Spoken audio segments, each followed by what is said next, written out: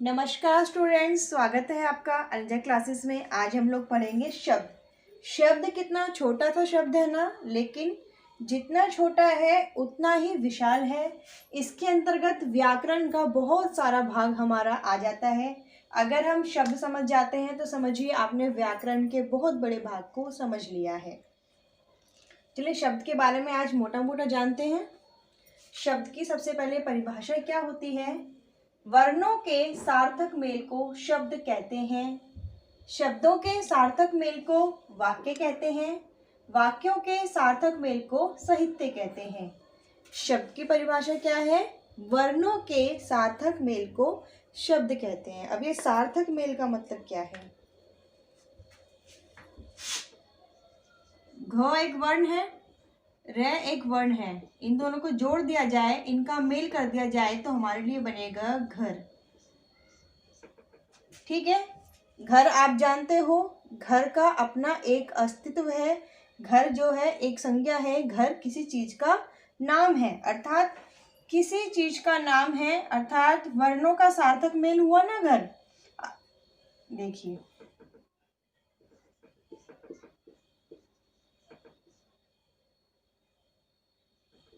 र plus घ, रघ। इस रघ का क्या मतलब है बताइए, आप बता सकते हैं? इस रघ का कोई मतलब नहीं है, जबकि इस घ प्लस र का मतलब है घर। साबित होता है कि अगर वर्णों को सही प्रकार से अरेंज किया जाए, वर्णों के सार्थक मेल को, सार्थक अर्थात जब वर्णों को आपस में मिलाया जाए तो उनके मेल से जो हमारे पास फल आता है उसका कोई ना कोई अर्थ निकलना चाहिए। घ प्लस र में हमारा घर है, घर का अर्थ निकलता है, जबकि र प्लस घ, रग, इसका कोई मतलब नहीं निकलता। वर्णों का सार्थक मेल होना जरूरी है। इसीलिए क्या होगा, अगर वर्णों के सार्थक मेल से जो शब्द हमें प्राप्त होगा वह उसका कोई अस्तित्व होगा, तभी वह शब्द कहलाएगा, अर्थात अथवा वह शब्द नहीं कहलाएगा। देखिए वर्ण तो ये भी है, मेल भी हो रहा है, रिजल्ट भी निकल रहा है, लेकिन इसका कोई अर्थ नहीं निकल रहा है ना। वर्णों के सार्थक मेल से घ प्लस र हमारा घर है, तो मेल क्या है, इसका सार्थक है, जबकि र प्लस घ हमारा रग है। वर्ण भी है, मेल भी हो रहा है, लेकिन जो अर्थ है वह इसका सार्थक नहीं है, इस अर्थ का कोई मतलब नहीं है, इसलिए यह शब्द नहीं होगा। ठीक है, वर्णों के सार्थक मेल को शब्द कहते हैं। ठीक है, ये शब्दों के सार्थक मेल को वाक्य कहते हैं, वाक्यों के सार्थक मेल को साहित्य कहते हैं। फिलहाल हम सिर्फ शब्द की देखते हैं। ठीक है, समझ में आ गया? इतना समझ में आता है आपको? अब देखिए शब्द कितने प्रकार के होते हैं। यह क्वेश्चन बहुत कंफ्यूज करने वाला होता है। शब्द कितने प्रकार के होते हैं? कोई कहता है 4 प्रकार के होते हैं, कोई कहता है 3 प्रकार के होते हैं, कोई कहता है 8 प्रकार के होते हैं। शब्द 4 के भी होते हैं, 3 प्रकार के भी होते हैं, 8 प्रकार के भी होते हैं, लेकिन उन प्रकारों के पीछे कुछ आधार होता है। उस आधार को देखते हैं कि क्यों वो 3 प्रकार के होते हैं, किस कारण से वह 4 प्रकार के होते हैं और किस कारण से वह 8 प्रकार के होते हैं।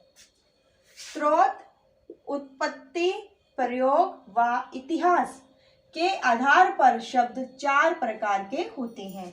हाँ जी, स्रोत, उत्पत्ति, प्रयोग व इतिहास के आधार पर शब्द 4 प्रकार के होते हैं। ठीक है, कौन कौन से होते हैं? तत्सम, तद्भव, देशज, विदेशज। ठीक है, तत्सम, तद्भव, देशज और विदेशज। समझ में आ रहा है? तत्सम क्या होता है?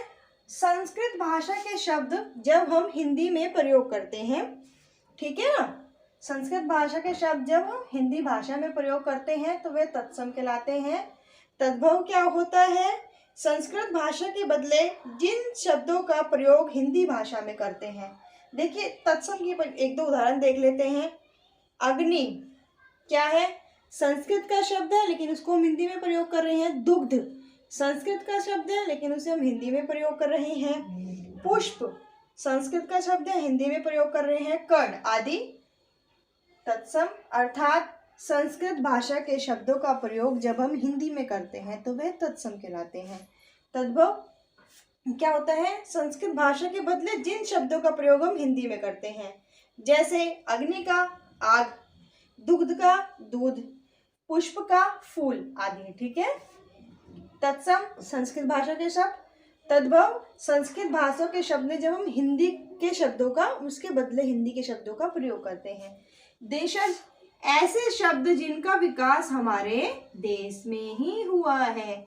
बहुत सारे शब्द ऐसे हैं ना जिनका विकास हमारे देश में हुआ है, जैसे लाठी है, लोटा है, पगड़ी है, पोखर है, ये सब क्या है, देशज शब्द है।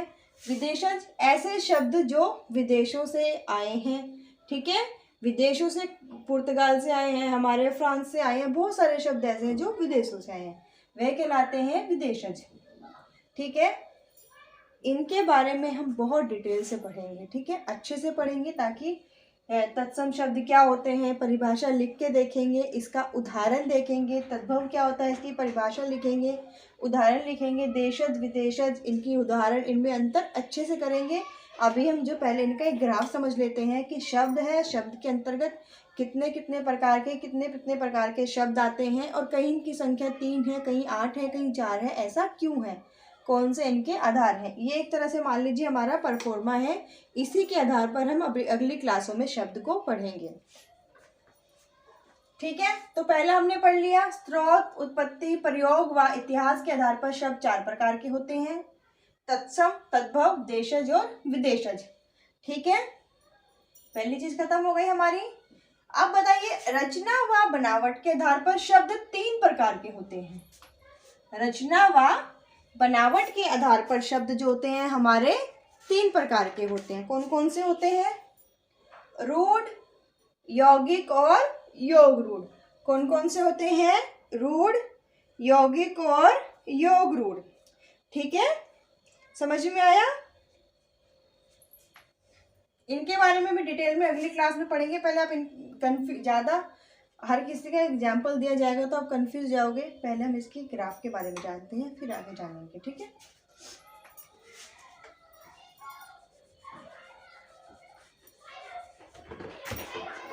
रचना व बनावट के आधार पर शब्द 3 प्रकार के हुए, रूढ़, यौगिक, योग रूढ़। 2 चीजें समझ में आ गई। 4 किस प्रकार पे होते हैं, किस आधार पे होते हैं? स्रोत, उत्पत्ति, प्रयोग व इतिहास के आधार पर। 3 किस आधार पर होते हैं? रचना व बनावट के आधार पर। अब देखिए सबसे इम्पोर्टेंट, बहुत इम्पोर्टेंट, रूपांतरण के आधार पर शब्द 8 प्रकार के होते हैं। हाँ जी, रूपांतरण के आधार पर शब्द कितने प्रकार के होते हैं?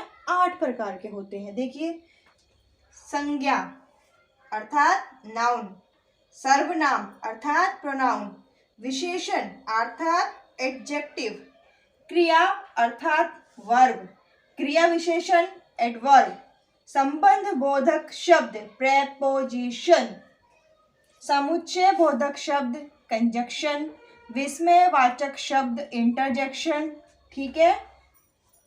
शब्द हमारे इन्हीं 3 आधारों पर डिवाइड होते हैं। पहला आधार होता है हमारा स्रोत, उत्पत्ति, प्रयोग, इतिहास, 4 प्रकार के। दूसरा आधार होता है रचना व बनावट, 3 प्रकार के।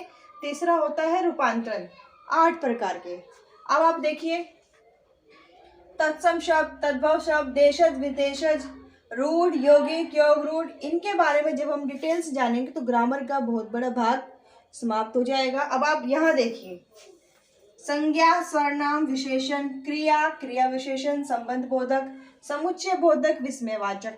अगर हम इन सब के बारे में जान लेंगे तो फिर बचेगा क्या, है ना।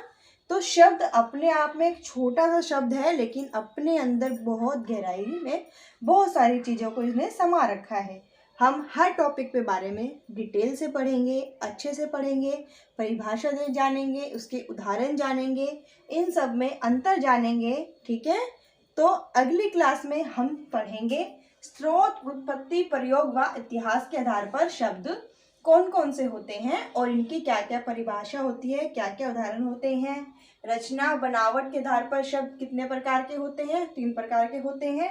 इनकी क्या परिभाषा है, क्या उदाहरण है, ठीक है। और रूपांतरण के आधार पर 8 प्रकार के होते हैं। इन सब की परिभाषाएं, उदाहरण, इनके अंतर्गत आने वाले कौन कौन से स्रोत हैं, इनके कितने प्रकार होते हैं, कितने भागों में ये आगे डिवाइड होता है, प्रत्येक भाग का कोई सब भाग होता है कि नहीं होता है, इन सब के बारे में हम अगली क्लास में जानेंगे।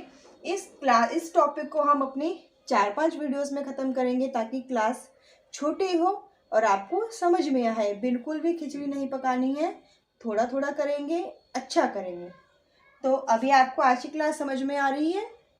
अगर आपको आज की क्लास समझ में आई है तो हमें कमेंट करके बताएं, और चैनल को सब्सक्राइब करने के साथ साथ आप बेल आइकन को जरूर प्रेस कर दें, ताकि इससे संबंधित अगली क्लास जब भी बनेगी आपको नोटिफिकेशन मिल जाए और आपकी सीक्वेंस में कोई दिक्कत नहीं आए। ठीक है, तो जल्दी से चैनल को लाइक शेयर सब्सक्राइब कर दीजिए, और क्लास अच्छी लगी है तो हमें कमेंट बॉक्स में बताइए। तब तक के लिए जय हिंद।